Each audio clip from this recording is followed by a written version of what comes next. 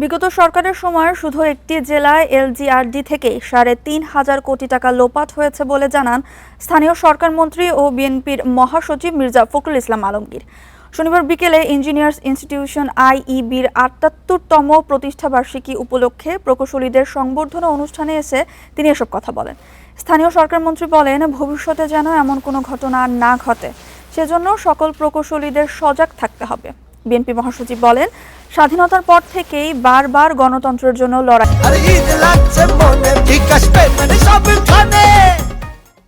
হয়েছে, কিন্তু জুলাই গণ অভ্যুত্থানের পর দেশের মানুষ একটি নতুন বাংলাদেশ দেখতে চায়।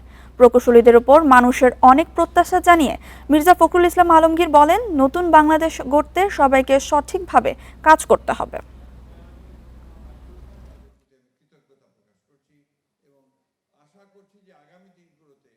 আমাদের খুব দুঃখ হয় যখন আমরা পত্রিকায় দেখি যে বিগত সরকারের আমলে, ফ্যাসিস্ট সরকারের আমলে একটি জেলায়, সম্ভবত পিরোজপুর জেলায় ৩,৫০০ কোটি টাকা লোপাট হয়ে গেছে, কোনো কাজ হয়নি।